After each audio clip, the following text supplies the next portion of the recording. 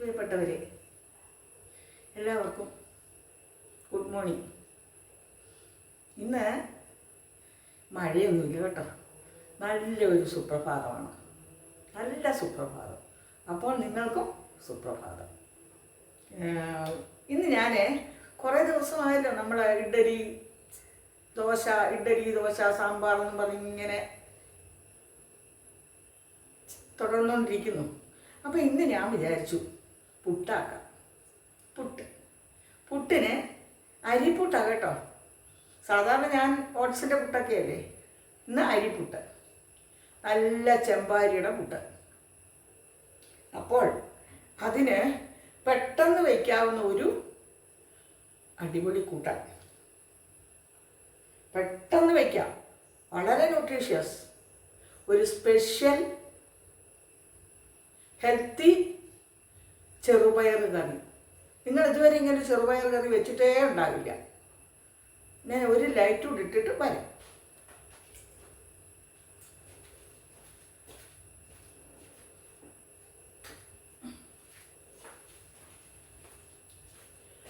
അതായത്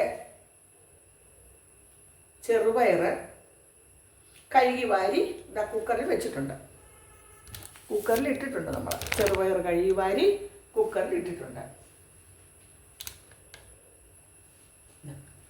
കുക്കർ നമുക്ക് അടുപ്പത്തേക്ക് വയ്ക്കാം. ഈ അടുപ്പിൽ വെച്ചാൽ എളുപ്പമാകുന്നില്ല, അപ്പോൾ ഈ അടുപ്പിൽ വെച്ച് വയ്ക്കില്ല. ഇതിന് വേണ്ട കാര്യങ്ങൾ എളുപ്പമാണ്. നാളികേരം അരയ്ക്കോ ഒന്നും വേണ്ട. ഇതാ ചെറുപയർ, ഇത് ഇതിനകത്ത് ഇട്ടിട്ടുണ്ട് കുക്കറിൽ കേട്ടോ, എന്നാൽ നിങ്ങളെ കാണിക്കാൻ വേണ്ടി ഞാൻ വെച്ചത്. ചെറുപയർ, വലിയുള്ളി, ചെറിയുള്ളി നന്നാക്കാൻ നേരമില്ലാത്തവരാണ് വലിയുള്ളി മതി കേട്ടോ. സവാള, വെള്ളുള്ളി, ഇതാ വെള്ളുള്ളി, ഇതൊക്കെ ഈ ചെറുപയറുണ്ട് ഇതിലൊക്കെ ഇടാം. വെള്ളുള്ളി ഇട്ടു, സവാള ഇട്ടു, ചെറിയുള്ളി ഇട്ടു, ക്യാരറ്റ്, തക്കാളി. എളുപ്പമാണ് കേട്ടോ. എളുപ്പമുള്ള കാര്യങ്ങൾ കണ്ടുപിടിക്കൂ. രുചികരവും ഹെൽത്തി എന്നാൽ ക്യുക്കായിട്ടുള്ള കാര്യങ്ങൾ. പച്ചമുളക്, ഒരു 4 പച്ചമുളകുണ്ട്, ഒരു ക്യാരറ്റ്,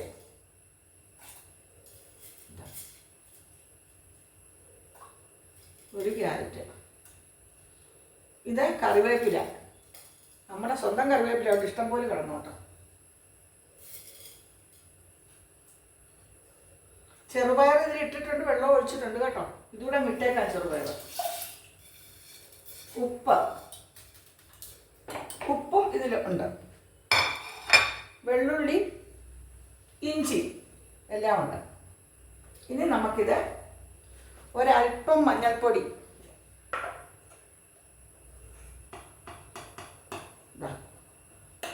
ഇട്ടു. ഇതിനകത്തിനി ഞാൻ ഇതിനെ കൂടുതൽ ഹെൽത്തി ആക്കാൻ വേണ്ടി ഒരു സാധനം കൂടെ ചേർക്കും. ഇത് വെന്ത് വാങ്ങുകയല്ല, ഇത് വെന്ത് ഇതിൻ്റെ സ്റ്റീം പോയി കഴിഞ്ഞാണ് അതിലേക്ക് ഇടുന്നത്. അത് നിങ്ങൾ മസ്റ്റായിട്ട് ഇടണം കേട്ടോ. അപ്പം ഇനി ഇത് അടച്ചു വയ്ക്കട്ടെ. അടച്ചു വെച്ചു. ഇനി ഒരു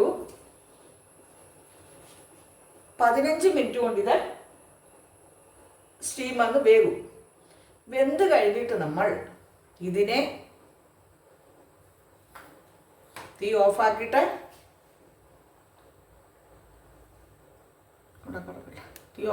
നമ്മൾ ഇതിലേക്ക് നന്നായിട്ടൊന്ന് ഉടയ്ക്കണം. ചൂടോടെ പൊക്കരുത്, സ്റ്റീം പോയിട്ടേ പൊക്കാവൂ. ഒന്നും പറയേണ്ട കാര്യമില്ല, എല്ലാവർക്കും അറിയാം. എങ്കിൽ പോലും ഓർമ്മപ്പെടുത്തുകയാണ്. ചിലപ്പോൾ എത്ര അറിയാവുന്നവരും തെറ്റുകൾ ചെയ്യും അല്ലേ. അങ്ങനെ ഒരു 3 സ്റ്റീം മതി. ഇതിനകത്തപ്പോൾ എന്തൊക്കെയുണ്ട്? ചെറുപയറുണ്ട്, ഒരു 1/2 ഗ്ലാസ് ചെറുപയർ, ഇവിടെ അത് മതിയല്ലോ. നിങ്ങളുടെ ആവശ്യത്തിനനുസരിച്ച് നിങ്ങൾ എടുക്കണം. ചെറുപയറുണ്ട്, ക്യാരറ്റ് ഉണ്ട്, പച്ചമുളക്, വെള്ളുള്ളി, ചെറിയുള്ളി, വലിയുള്ളി, ഉപ്പ്, മഞ്ഞൾപ്പൊടി, വെള്ളം, ചെറുപയർ, ഇത്രയും ഉള്ളു ഇതിനകത്ത്. ഇത്രയും എടുക്കാൻ എളുപ്പം. ചെറുപയർ കഴുകി എടുത്തു. ചെറുപയർ ഇന്നലെ വെള്ളത്തിലിട്ട് വെച്ചാൽ അതിൻ്റെ ഗ്യാസ് ട്രബിൾ ഉള്ളവർക്ക് ബുദ്ധിമുട്ട് വരികയില്ല. പക്ഷെ ഞാൻ ഇന്നലെ അങ്ങ് മറന്നുപോയി. അപ്പം ഇന്ന് രാവിലെയാണ്. പിന്നെ ഇന്നലെ ഞാൻ പയറിടാൻ അത് മറന്നുപോയതല്ല സത്യത്തിൽ. ദിവസവും ഇഡ്ഡലിയല്ലേ, ഇന്നും കൂടെ മാവുണ്ട്. അപ്പോൾ ഇഡ്ഡലി ഉണ്ടാക്കാം. ഒരു സാമ്പാർ, തട്ടിക്കൂട്ട് സാമ്പാർ ആകുമ്പോൾ എളുപ്പം അങ്ങ് പറ്റുമല്ലോ. എല്ലാ പച്ചക്കറികളും ഇതുപോലെ തന്നെ ആക്കിയിട്ട് പരിപ്പ് വേണമെങ്കിൽ ഇടാം, വേണമെങ്കിൽ ഇടണ്ട. എന്നിട്ട് ഒരു 3 സ്റ്റീം വരുമ്പോൾ അതിനെ ലേശം പുളിയും പിഴിഞ്ഞ് വെച്ച് മുളക് പൊടി, മല്ലിപ്പൊടി, കായപ്പൊടി, ഉലുവാപ്പൊടി ഇട്ട് കടുക് വറക്കേണ്ടവർക്ക് കടുക് വറക്കാം, അല്ലാത്തവർക്ക് ഇത്തിരി കറിവേപ്പില ഇട്ട് വാങ്ങി വയ്ക്കാം. അങ്ങനെയാണ് എന്നും ഇപ്പം ചെയ്യുന്നത്.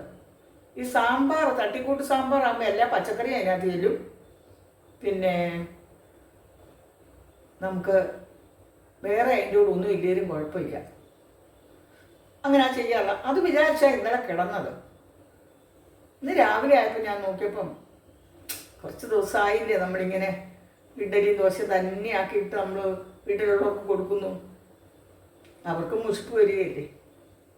അപ്പോൾ ഒന്ന് മാറ്റി പിടിക്കാം. അങ്ങനെ ഇന്ന് പുട്ടാക്കാന്ന് വെച്ചാൽ പഴം ഇഷ്ടംപോലെ ഇരിക്കുന്നു. അത് മതിയെന്ന് വിചാരിച്ചാൽ. പക്ഷെങ്കിൽ പുട്ടും പഴത്തിനേക്കാട്ടിലും നല്ല പുട്ടും കടലയും പുട്ടും ചെറുപയറും ഒക്കെയാണ്. ഇത് രണ്ടും മെനക്കെടാൻ വയ്യെങ്കിലേ പഴം എടുക്കാവൂ. പഴമില്ലെങ്കിൽ പഞ്ചസാര ഇട്ട് കഴിക്കുമല്ലേ.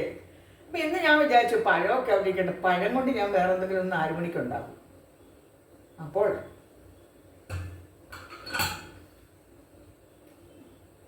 ചെറുപയറും പുട്ടും കൂടെ ആക്കാമെന്ന് വിചാരിച്ചു. അതുകൊണ്ടാണ് ചെറുപയർ ഇന്നലെ ഇടാഞ്ഞത് കേട്ടോ. എന്നപ്പോൾ ഇതിപ്പോൾ ഒരു ഇത്തിരി കൂടെ കഴിയുമ്പോൾ സ്റ്റീം ഒരു 3-4 സ്റ്റീം വന്നോട്ടെ. എന്നിട്ട് വാങ്ങി വയ്ക്കുക. അതിൻ്റെ സ്റ്റീം പോയി കഴിയുമ്പോൾ അതിനെ തുറന്നിട്ട് നന്നായിട്ടൊന്ന് ഉടയ്ക്കുക. നന്നായിട്ട് ഉടച്ച് കഴിയുമ്പോൾ അതിലേക്ക് വീണ്ടും ഗ്യാസ് ഒന്ന് കത്തിച്ചിട്ട് ഒന്നും കൂടെ ചേർക്കണം. അതെന്താണെന്ന് നിങ്ങൾ അന്നേരം കണ്ടോളൂ. പിന്നെ ഇപ്പോൾ കുട്ടികളുടെ എല്ലാ റിസൾട്ട് അറിഞ്ഞു അല്ലേ? കുറേ കുട്ടികൾക്ക് A+ കിട്ടി, കുറേ കുട്ടികൾക്ക് വളരെ കുറച്ച് മാർക്ക് കിട്ടി, കുറച്ച് പേരൊരു മീഡിയത്തിൽ പോയി. ടീച്ചറായിട്ടാണ് ഞാൻ ഇതൊക്കെ പറയുന്നത് കേട്ടോ. ഈ A+ കിട്ടിയ കുട്ടികളോടും അതിലും കൂടുതൽ മാർക്ക് കിട്ടിയ കുട്ടികളോടുമൊക്കെ നമുക്ക് ഒരുപാട് സന്തോഷം. പിന്നെ എൻ്റെ 2 പേരക്കുട്ടികൾ SSLC ഉണ്ടായിരുന്നു. 2 പേർക്കും A+. പിന്നെ എൻ്റെ സഹോദരൻ്റെ മകൻ,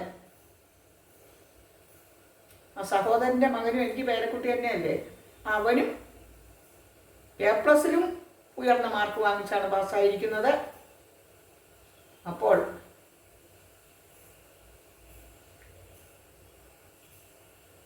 ഇന്നലെ അതിന് ഇവിടെയുള്ള പേരക്കുട്ടിക്ക് ഒരു അനുമോദനമൊക്കെ ഉണ്ടായിരുന്നു വായനശാലയിൽ വെച്ചിട്ട്. അതൊന്നുമല്ല ഞാനിപ്പം പറയാൻ ഉദ്ദേശിക്കുന്നത്. അത് അവിചാരിതമായിട്ടങ്ങ് പറഞ്ഞു പോയത്. ഇതിനോടൊരു കമ്പയർ ചെയ്യുകയല്ല, ഇതിൻ്റെ അനുബന്ധമായിട്ട് പറയുകയാണ്. ഒരുപാട് സന്തോഷം നമുക്ക് A+ഉം ഉന്നത മാർക്കും ഒക്കെ കിട്ടുന്ന കുട്ടികളോട്. അവരുടെ അധ്വാനത്തിനെ നമ്മൾ അംഗീകരിക്കണമല്ലോ. എന്നാൽ A+ കിട്ടാത്ത മാർക്ക് കുറഞ്ഞ കുറച്ച് കുട്ടികളുണ്ട്. അവരോടാണ് എനിക്ക് പറയാനുള്ളത്. കുട്ടികളെ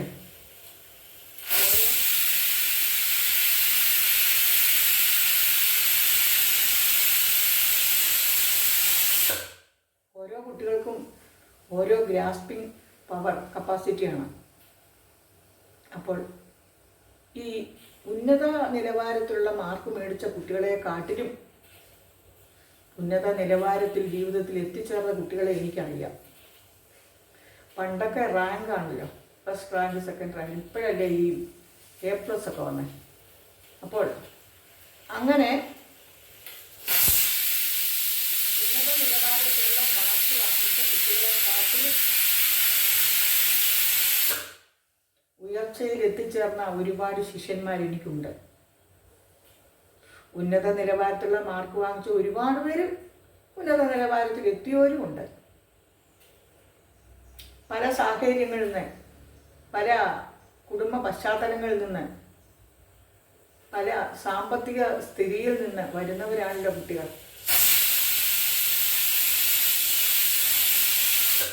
അതുകൊണ്ട് അവരുടെ ജീവിത രീതി എല്ലാം വ്യത്യസ്തമായിരിക്കും. അതേ അനുഭവങ്ങൾ, ഈ കുട്ടികളുടെയൊക്കെ അനുഭവങ്ങളും നമ്മളെ പലതും പഠിപ്പിക്കുന്നു. നമ്മൾ അവരെ പഠിപ്പിച്ചതിനേക്കാട്ടി കൂടുതൽ നമ്മൾ അവരിൽ നിന്ന് പഠിച്ചുകൊണ്ടിരിക്കുന്നു അല്ലേ. അപ്പോൾ ഞാൻ നിങ്ങൾക്ക് ഈ ചെറുപയറിൻ്റെ കഥ മാത്രം പറഞ്ഞുകൊണ്ട് പോകല്ലേ, കുറച്ച്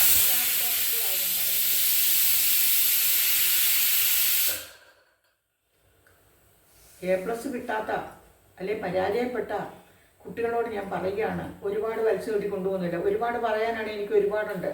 33 വർഷത്തെ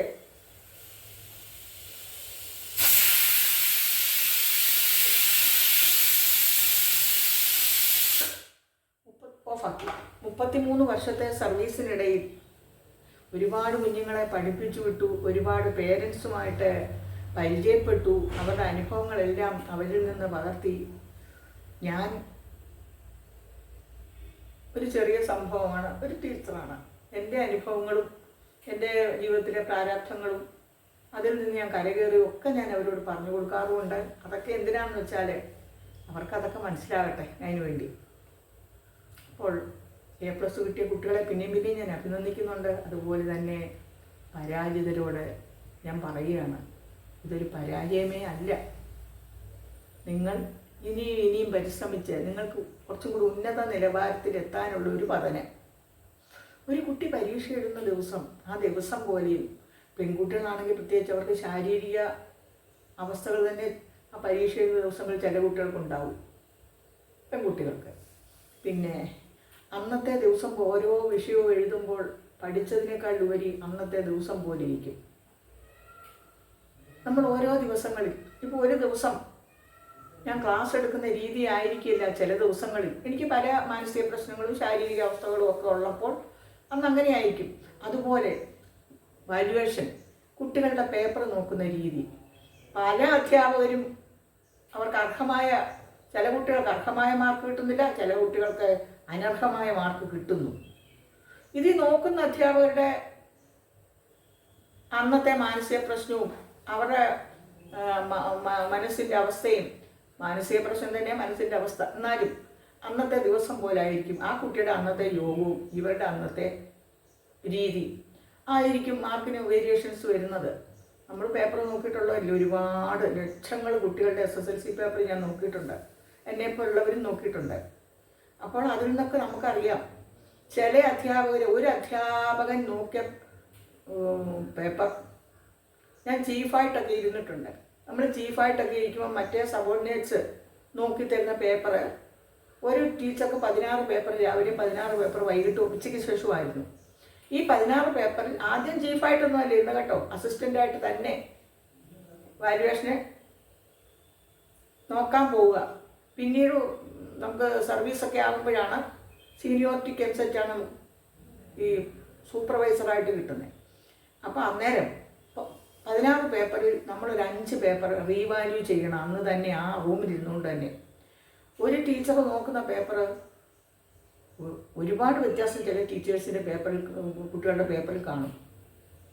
അതുകൊണ്ടാണ് നമ്മൾ വീണ്ടും റീവാല്യൂവിന് കൊടുക്കുന്നത്. അർഹമായ കുട്ടിക്ക് അറിയാം എനിക്ക് ഇത്ര മാർക്ക് കിട്ടുമെന്ന്. അതുകൊണ്ടാണ് റീവാല്യൂവിന് കൊടുക്കുമ്പം 10 മാർക്കൊക്കെ ഒരു വിഷയത്തിന് വ്യത്യാസം വന്ന കുട്ടികൾ എൻ്റെ വീട്ടിലുണ്ട്, അതുകൊണ്ട് എനിക്കറിയാം. അപ്പോൾ ടീച്ചേഴ്സാരും നമ്മുടെ മാനസികാവസ്ഥയും ശാരീരികാവസ്ഥയൊക്കെ ഒന്ന് വിട്ടിട്ട് വാല്യുവേഷൻ സമയത്ത് അതൊന്നും നോക്കാതെ നിങ്ങൾ സിൻസിയറായിട്ട് കുട്ടികളുടെ പേപ്പർ നോക്കണം. 10 വർഷത്തെ ഒരു കുഞ്ഞിൻ്റെ അധ്വാനമാണ് SSLC പരീക്ഷ. അപ്പോൾ ഞാൻ പരാജിതരെ സമാധാനിപ്പിക്കുന്നതിനോടൊപ്പം, അവരെ പ്രോത്സാഹിപ്പിക്കുന്നതിനോടൊപ്പം, വിജയികളെ അനുമോദിക്കാനും എൻ്റെ ഈ അവസരം ഞാൻ വിനിയോഗിക്കുന്നു. എല്ലാ കുഞ്ഞുങ്ങൾക്കും നല്ലത് വരട്ടെ, നന്മ മരങ്ങളായിട്ട് അവർ മാറട്ടെ എന്ന് പ്രാർത്ഥിക്കുന്നു. അപ്പോൾ ഇനി നമുക്ക് ഇത് ഒന്നും ആയിട്ടില്ല. ഇനി ഇത് എനിക്ക് എന്താണെന്ന് കുട്ടികളെ, എനിക്ക് എഡിറ്റിംഗ് ഒന്നും ചെയ്യുമ്പോൾ ശരിയാകുന്നില്ല.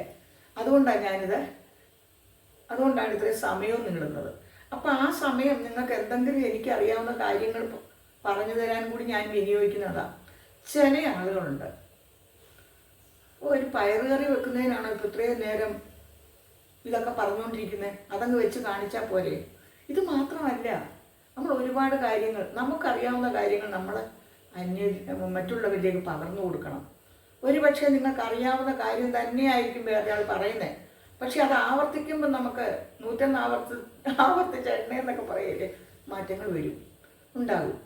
10 വട്ടം കേൾക്കുമ്പോൾ അറിയാവുന്ന കാര്യം തറവാവും, തറയ്ക്കുമുണ്ട്.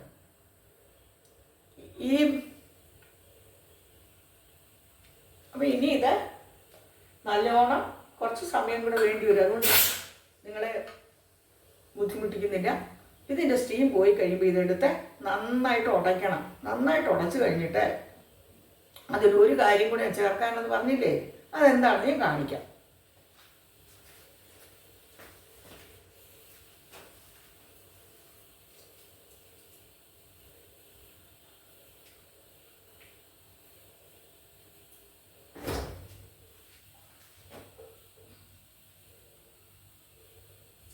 എടുത്തോണ്ട് വരട്ടെ കേട്ടോ. ഇതാണ്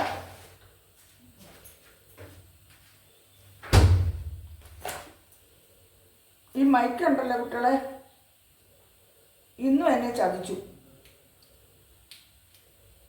ഇന്നും ഈ മൈക്ക് എന്നെ ചതിച്ചു. ഇതാണ് ഞാൻ ആ പറഞ്ഞ സ്പെഷ്യൽ സാധനം.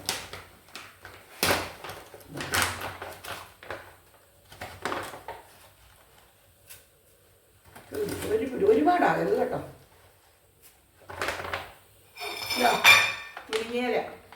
മുരിങ്ങയില നമ്മൾ ഇങ്ങനെ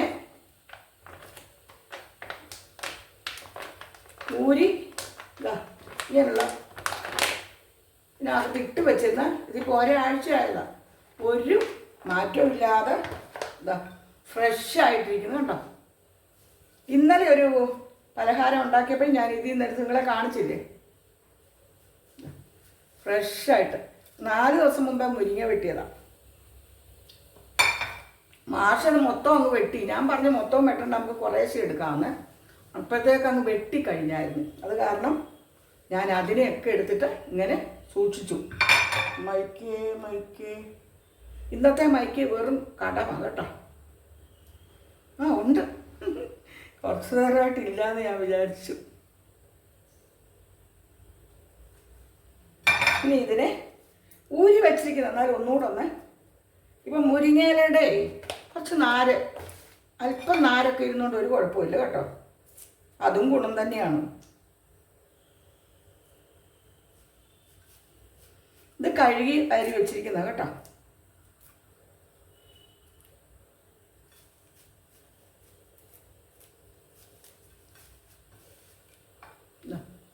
ഇതും കൂടെ വെന്ത് ഉടച്ച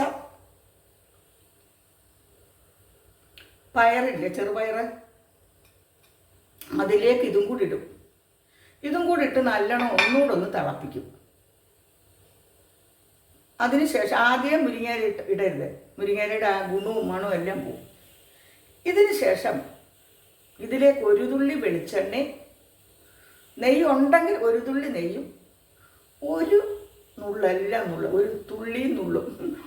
നുള്ള് കുരുമുളക് പൊടിയും കൂടി ഇടണം.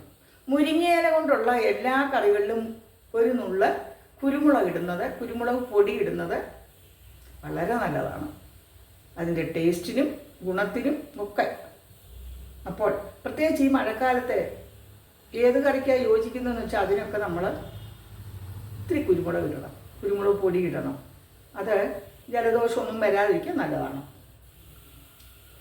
അപ്പോൾ ഈ മുരിങ്ങയിലയും കൂടി ഇത് ആയിട്ടില്ല, അതുകൊണ്ട് എടുക്കുന്നില്ല, ഞാൻ പറയുന്നേ ഉള്ളൂ. അങ്ങനെ ഇതും കൂടിയിട്ട് ഒരു തിളച്ച് മുന്നാകുമ്പോൾ ഒരു ലേശം വെളിച്ചെണ്ണ ഒഴിക്കുക, ഒരല്പം വെളിച്ചെണ്ണ, ഒരു നുള്ളു കുരുമുളക് പൊടി ഇടുക, ഉണ്ടെങ്കിൽ ഇത്തിരി നെയ്യും. നെയ്യ് ഇഷ്ടമില്ലാത്തവരത് ഒഴിവാക്കാം. ഇതാണ് ഞാനിന്ന് പുട്ടിൻ്റെ കൂടെ കൊടുക്കാൻ പോകുന്ന കറി, ഒരു സ്പെഷ്യൽ ചെറുപയർ കറി. നിങ്ങളെല്ലാവരും ഒന്ന് വെച്ച് നോക്കണം കേട്ടോ. ഈ മുരിങ്ങയിൽ ഇപ്പം എല്ലായിടും ഉണ്ടല്ലോ, എല്ലായിടും മുരിങ്ങ വെട്ടുന്ന സമയമാണ്. പിന്നെ അതുപോലെ തന്നെ ഒരു മുരിങ്ങക്കൊമ്പ് കൊണ്ട് നിങ്ങൾ നിങ്ങളുടെ വീട്ടിൽ വയ്ക്കണം. ഇത്രയും നല്ലൊരു യാതൊരു വിഷവുമില്ല, ഹെൽത്തി ആയിട്ടുള്ള ഇത്രയും നല്ലൊരു വിഭവം മുരിങ്ങയിലെ പോലില്ല. ഒരു മുരിങ്ങ പിടിക്കാനും എളുപ്പമാണ്. ഒരു തണ്ട് അല്ലെ 2-3 തണ്ട് വയ്ക്കൂ, ഒന്ന് പിടിക്കുമല്ലോ. ഒരു മാസം ആകുമ്പോൾ മുതലേ നമുക്ക് ഇലയൊക്കെ എടുക്കാൻ പറ്റും. നിങ്ങളെല്ലാവരും ഒരു മുരിങ്ങയുടെ കമ്പ് വീട്ടിൽ വയ്ക്കാൻ ശ്രമിക്കണം. നമുക്ക് മിക്കവാറും കറികളിലൊക്കെ ചേർക്കാം. പിന്നെ ഇന്നലെ ഞാൻ മുരിങ്ങ വേനൽക്കാലത്ത് ഉണക്കി പൊടിച്ചു വെച്ചിരിക്കുന്ന മുരിങ്ങയില ഉണക്കി പൊടിച്ചു വെച്ചിരിക്കുന്നത് നിങ്ങളെ കാണിച്ചിട്ടുണ്ട്. എപ്പോഴും അതെടുത്ത് കാണിക്കണ്ടല്ലോ. എൻ്റെ കേൾവിക്കാരൊക്കെ എല്ലാം എൻ്റെ എപ്പോഴും ഉള്ളവർ തന്നെയല്ലേ. അപ്പോൾ ആ മുരിങ്ങയില പൊടിച്ച് വെച്ചിരിക്കുന്ന പൊടിയില്ലേ, ആ പൊടി നമുക്ക് സാമ്പാറിലിടാം, 1 സ്പൂണ്. അങ്ങനെ മിക്കവാറും അതിന് യോജിക്കുന്ന എല്ലാ കറികളിലും അത് ഓരോ സ്പൂൺ ഇട്ട് കൊടുക്കാം. അപ്പോൾ മുരിങ്ങക്കായില്ല, 1 നുള്ളു ആ പൊടി ഇടാം, തീയലിൽ ചേർക്കാം. അങ്ങനെയുള്ള ചില കറികളിലൊക്കെ ഈ മുരിങ്ങയിലയുടെ പൊടി 1 സ്പൂൺ ഇടാം. അപ്പോൾ വേനൽക്കാലത്ത് മുരിങ്ങയില ഉണക്കി പൊടിച്ച് വയ്ക്കണം, നല്ലതാണ്. ഞാൻ എപ്പോഴും നിങ്ങളോട് പറയാറില്ലേ, ആയുർവേദ ഡോക്ടറുണ്ട് എൻ്റെ കുട്ടി, അവളുടെ പേര് പറയുമെന്ന് പറഞ്ഞിട്ടുണ്ട്. അത് കാരണം ഞാൻ പറയാത്ത, കാരണം അത് അവരുടെ എത്തിക്സിന് ചിലപ്പം പ്രശ്നമാകുമല്ലോ. റിട്ടയർ ചെയ്തപ്പോൾ 3 കൊല്ലമായി. അപ്പോൾ ആ കുട്ടി പറഞ്ഞു തന്നിരിക്കുന്നതാണിത്. ഇതല്ല എല്ലാവർക്കും അറിയാവുന്ന, ഞാൻ ആയുർവേദ ഡോക്ടർ പറയണമെന്നൊന്നുമില്ല മുരിങ്ങയില. പിന്നെ ഇത് വെളിരാജ്യങ്ങളിലൊക്കെ ഈ പൊടി നമ്മുടെ നാട്ടിൽ നിന്ന് കയറ്റി അയച്ചിട്ട് അതിനൊക്കെ വളരെയധികം വിലയാണ്. നമ്മൾ എൻഷുറും കോംപ്ലാനും ഹോർലിക്സും ഇതൊക്കെ മേടിക്കുന്നത് പോലാണ് അവരവിടെ അത് മേടിക്കുന്നത്. അപ്പോൾ നോക്കൂ, നമുക്കുള്ള വസ്തുക്കൾക്കും നമുക്കുള്ള സാധനങ്ങൾക്കൊന്നും നമുക്ക് വിലയില്ല. മുരിങ്ങയുടെ മാഹാത്മ്യം എത്ര പറഞ്ഞാലും മതിയാവില്ല. ഇപ്പം ഈ മുരിങ്ങയില ഇടുന്നത് കൊണ്ട് മാത്രം ഞാൻ പറഞ്ഞതാണ്, അതൊന്ന് സ്റ്റീം പോയാലേ നമുക്ക് ഇടാൻ പറ്റുള്ളൂ. നോക്കട്ടെ, ഇത്തിരി നേരം കൂടെ പിടിക്കും. അപ്പം ഞാൻ അത് ചെയ്യുന്നില്ല. നിങ്ങൾക്കെല്ലാം ഒരു നല്ല ദിവസം ആകട്ടെ എന്ന് പ്രാർത്ഥിക്കുന്നു. എല്ലാവരും എൻ്റെ ചാനലൊക്കെ കയറി എൻ്റെ വീഡിയോസൊക്കെ കണ്ട് ലൈക്കും കമൻറ്റും ഒക്കെ ചെയ്യണം. പുതിയ സബ്സ്ക്രൈബേഴ്സ് വരുന്നുണ്ട്, പക്ഷേ ആൾക്കാരൊക്കെ എന്താ ചെയ്യുന്നതെന്നറിയാമോ? സ്കിപ്പ് ചെയ്ത് വീഡിയോ കാണും, മുഴുവൻ കാണുകയില്ല. എന്നിട്ട് ലൈക്കും കമൻറ്റും ഒന്നും അടിക്കാതെ പോകും. അങ്ങനെ ഇന്നത്തെ ദിവസം നിങ്ങൾക്കൊക്കെ നല്ലതാകട്ടെ.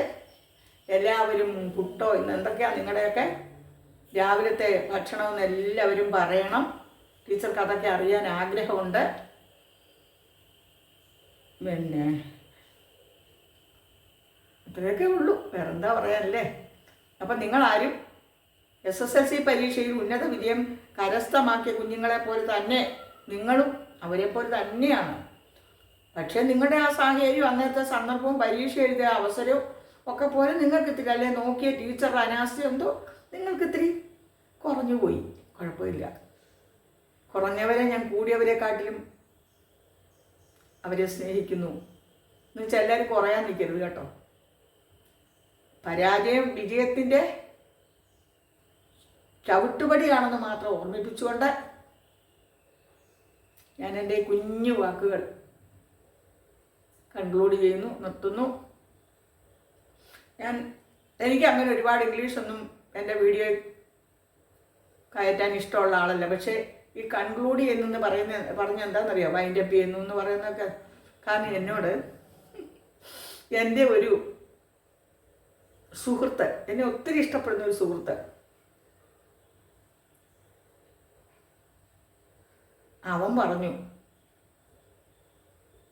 പിന്നെ എടി നീ എപ്പോഴും ഇങ്ങനെ അവസാനിപ്പിക്കുന്നു പറയുമ്പോൾ ഞങ്ങൾക്കൊക്കെ കേൾക്കുമ്പോൾ ഒരു വിഷമമാണ്. എൻ്റെ ഭാര്യ പറയും, നമുക്ക് ടീച്ചറോട് ഇങ്ങനെ അവസാനിപ്പിക്കുന്നു എന്ന് പറയണം. അത് കേൾക്കുമ്പോൾ ഒരു വിഷമം. ടീച്ചർ കുറേ കാലം കൂടെ ഇവിടെ ഉണ്ടാകട്ടെ എന്നാണ് ഞങ്ങളുടെ ആഗ്രഹം. നമ്മുടെ ആഗ്രഹമല്ലേ ചേട്ടൻ. അതുകൊണ്ട് ടീച്ചറോട് പറയണം അവസാനിപ്പിക്കുന്നു എന്ന് പറയണ്ടാന്ന്. അതുകൊണ്ടാണ് ഞാൻ, അല്ലെങ്കിൽ എനിക്കിങ്ങനെ വൈൻഡപ്പ് ചെയ്യുന്നൊന്നും പറയാനല്ല ഇഷ്ടം കേട്ടോ. അപ്പോൾ എല്ലാവർക്കും ഒരിക്കൽ കൂടി നിങ്ങളുടെ സരസ്വതി ടീച്ചർ, സരസ്വതി സരയു.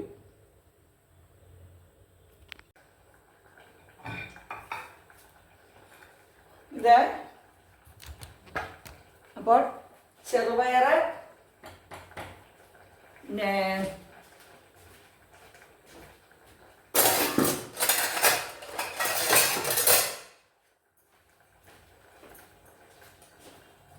ഇതിനകത്ത് ചെറുപയർ, ക്യാരറ്റ്, തക്കാളി, ഇഞ്ചി, പച്ചമുളക്, ഉള്ളി, വെള്ളുള്ളി, ഇത്രയും സാധനങ്ങളുണ്ട് ഇതിനകത്ത്. ഒരു സ്പെഷ്യൽ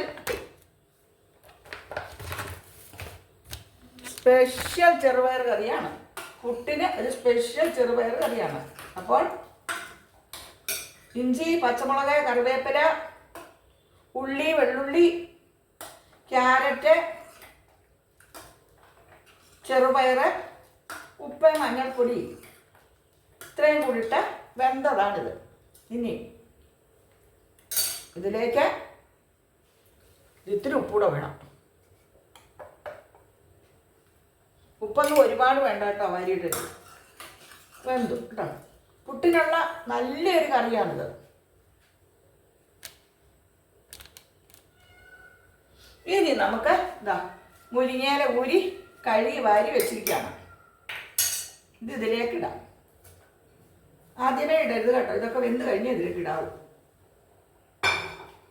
മുരിങ്ങയില ഒരുപാട് വെന്ത് പോയാൽ അതിൻ്റെ രുചി പോകും. ഇതിലിനി അരവൊന്നും വേണ്ട കേട്ടോ.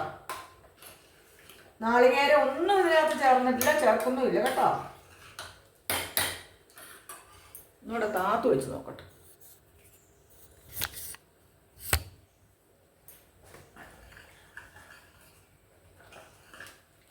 മുരിങ്ങയില ഇട്ടു.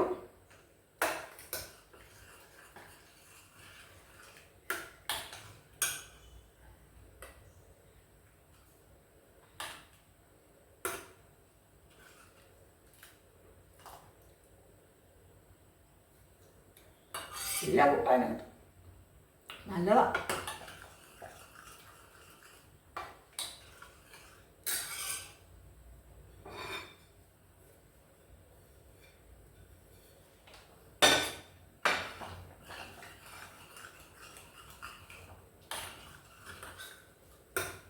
ഇനി ഇതിലൊന്നും വേണ്ട കേട്ടോ, ഇതിലെല്ലാം ഉണ്ട്.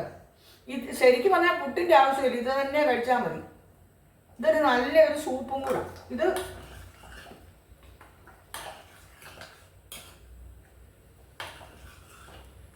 ഒരു നല്ല സൂപ്പിൻ്റെ ഗുണവും കൂടി ഇത് ചെയ്യും. എനിക്ക് സത്യം പറഞ്ഞാൽ ഇത് മതിയെന്ന് തോന്നും.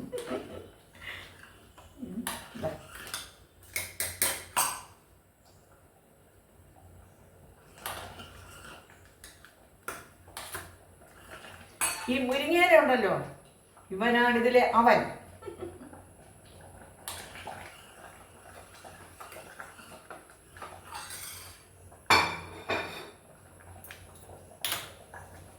ഇനി ഇതിലേക്ക് ഇത്തിരി നെയ്യ് ഒഴിക്കാം, അല്ലെങ്കിൽ ഇത്തിരി വെളിച്ചെണ്ണ ഒഴിക്കാം. ഇത്തിരി വെളിച്ചെണ്ണ ലേശം മതി കേട്ടോ.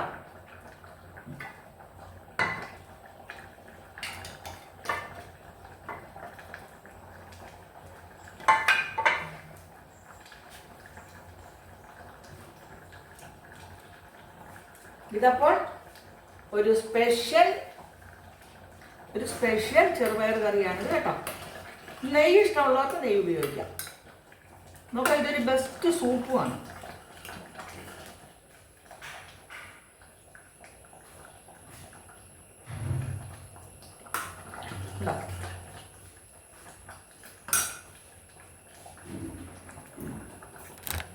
അപ്പോൾ എല്ലാവരും പുട്ടിനൊപ്പം ഇങ്ങനെ ഒരു കറി വെച്ച് കഴിക്കാൻ കൊടുക്കാൻ ശ്രമിക്കണം. ഒരു സ്പെഷ്യൽ വെറൈറ്റി ചെറുപയർ കറി. എൻ്റെ ഇന്ന് രാവിലത്തെ പ്രഭാത ഭക്ഷണം ഇതാണ്. നോക്കൂ ഇതിലെന്തൊക്കെ ഉണ്ടെന്ന്. ചെറുപയർ, ക്യാരറ്റ്, വെള്ളുള്ളി,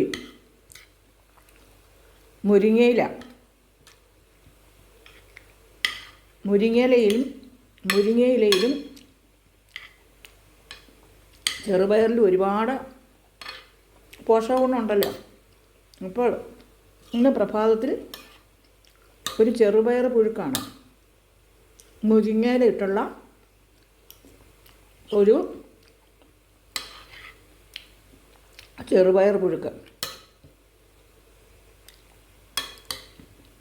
വെള്ളുള്ളിയൊക്കെ നിറയെ ചേർക്കണം. വെള്ളുള്ളി, ചെറിയുള്ളിയൊക്കെ ഉണ്ട്. അല്ല,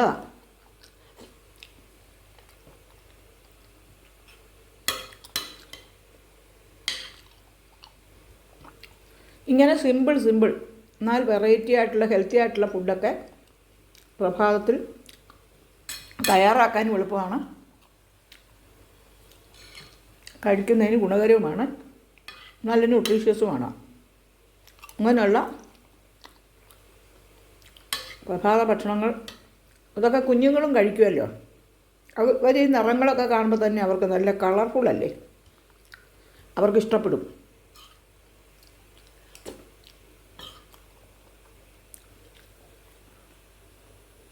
ഇത്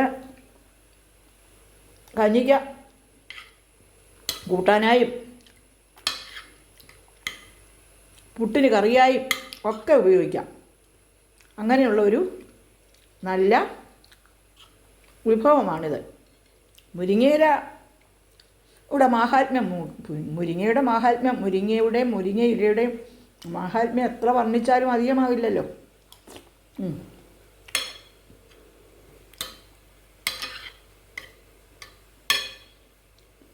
എൻ്റെ ഇന്നത്തെ പ്രഭാത ഭക്ഷണം ഇതാണ്. ചെറുപയർ വിത്ത് മുരിങ്ങയില ആൻഡ് ക്യാരറ്റ്. നിങ്ങളിങ്ങനെ ചെയ്ത് നോക്കൂ, എന്തൊരു ടേസ്റ്റാണെന്നറിയോ. അരേ വാ, നല്ല ടേസ്റ്റ്.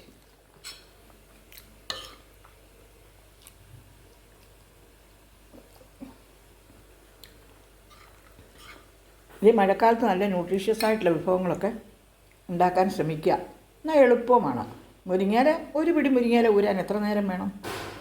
നിങ്ങളെല്ലാവരെയും ഞാൻ എൻ്റെ പ്രഭാത ഭക്ഷണത്തിലേക്ക് ക്ഷണിക്കുന്നു. ബായ്.